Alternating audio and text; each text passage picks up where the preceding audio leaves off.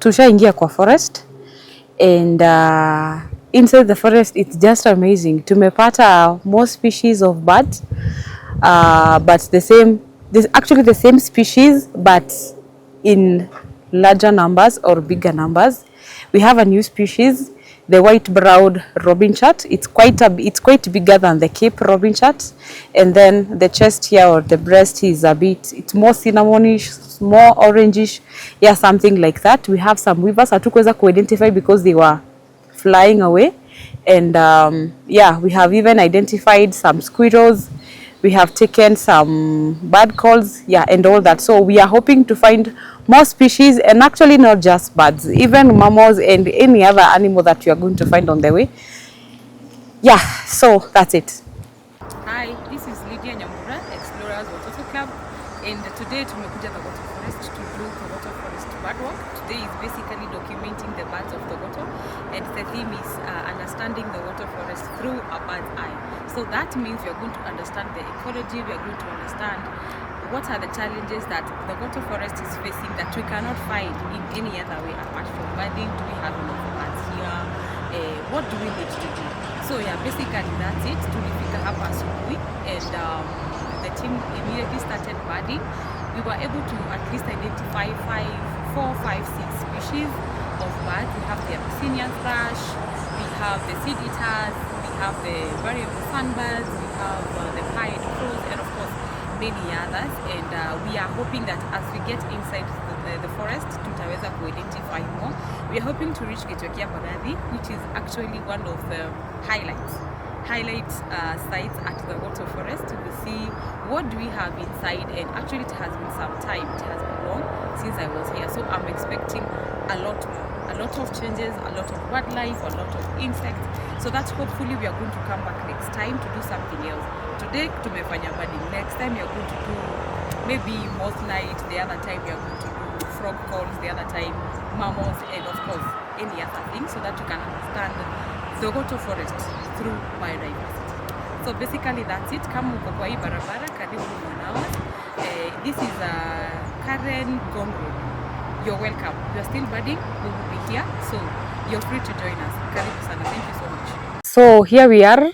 Tumemaliza walk here through the exotic part of the forest, and where I'm standing panaitwa pipeline. I think hapa ndio pipeline imepitia, and the opposite side is the indigenous forest side. So hapa most of them watu wanajuanga because this is on your way to Karinde police post, and from here tukishuka hivi tutaenda Gitwe Mbagathi. Gitwe means the source, so this is the source of Mbagathi River, and of course we know Mbagathi River is one of the major rivers for Athi River, and hapa ndipo imeanza, hapa ndipo imetokelezea. So this is where we are going. It has been amazing ever since we started this birding in the morning. Saizi, let me see, it's 11:02. Tulianza around 8:41. So it has been quite a stretch. We have learned a lot, we have documented a lot, and my highlight is I have noticed something very, very important, that in the exotic forest we don't have a lot of birds. They are very, very, very few. Even the butterflies are very few. I was expecting to see more of the cinnamon-chested bee-eaters. I have found, I think nimeona moja, just one.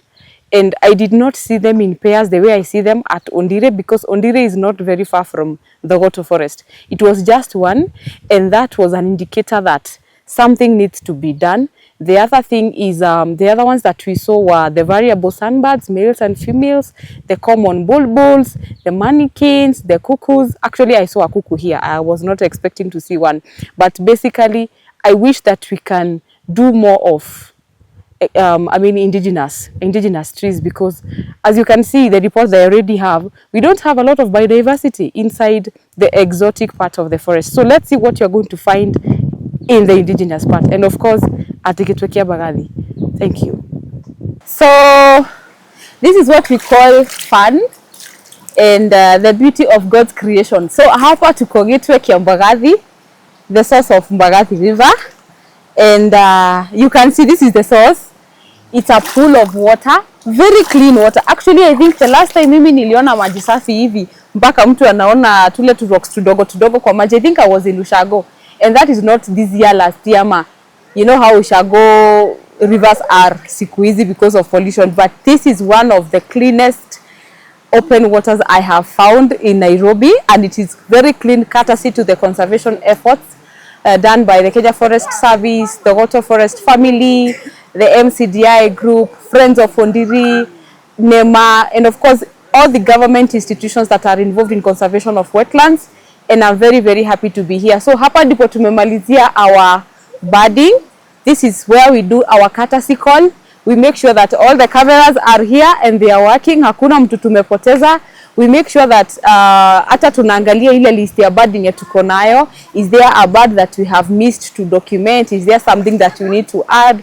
And of course, talking about the work and what we think about the ecology of Thogoto Forest. So yeah, this is it. It's a very beautiful place, and I wish that we can have more of these engagements, more of these budding sessions, and of course other research activities that we can do about biodiversity of Thogoto Forest, so that we can be able to preserve this beautiful Gitwe ya Mbagathi for our generations. Kuna watoto wana grow and probably in 50 years they won't find it the way it is. So my wish is it being protected, restored, and I wish that so many partners and supporters can come and support the Thogoto Forest family, which I am a proud member of the Thogoto Forest, and tusaidiane to restore, you know, the degraded parts of the forest, especially the eucalyptus part that is not doing really well when it comes to making sure that we have enough biodiversity. That area is very different from the indigenous forest, which is very, very rich. It's a very, very rich ecosystem. So I wish that we can learn from this budding session and get recommendations that you're going to find here and make sure that we use them to mitigate the impact of climate change, biodiversity loss, pollution. We have a lot of diapers inside the forest, and I wish that people can learn. The people who live around, because I don't think the diapers inatoka mahali kwingine, they just come from the areas within. Those people who are paid, then do the guys who are paid to bring the diapers here, and even all the mothers. Imagine mtu anavalisha mtoto wake diaper alafu anaenda kuitupa kwa msitu. I mean, it's not hygienic, it's not even African. Let's just do better, because the Thogoto Forest is here. We are going to leave it here. Even the people who are going to come after us, we just pray that they are going to find it better than it is. So yeah, this is Gitwe. For now, we are going to enjoy the cool waters of Gitwe, and then we call it a day. Thank you so much.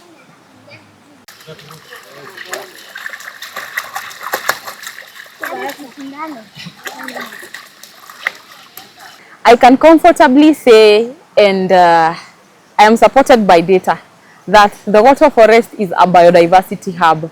It's a space where people can come to learn, to do research, and of course to have fun at Gitwe and other tourist attraction sites. And I just want to say that we are going to come back for another bird watching activity, and not just bird watching. We have so many species of life here. We have mammals, we have we have primates. I've seen some monkeys. I'm yet to identify the exact species. We have insects, we have butterflies, like we have a lot of animals here. We even have a lot of plants that are medicinal and even non-medicinal.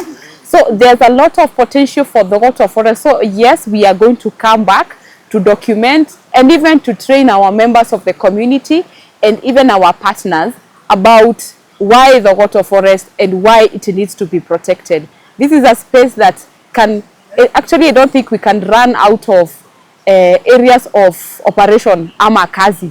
There's a lot of research activities that needs to be done here, especially for people like me who love research, and of course nature enthusiasts who want to just come and see what did God create in this side of Kikuyu. So this is one of the places that God created, and he created them in a very, very special way. We were just talking about the diversity of bird life here, and we were like, this one depends on this one depends on this one, and this biodiversity can only be seen tomorrow if we are able to preserve it today.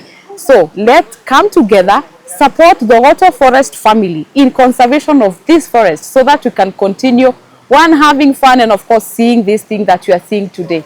Yeah, that's it.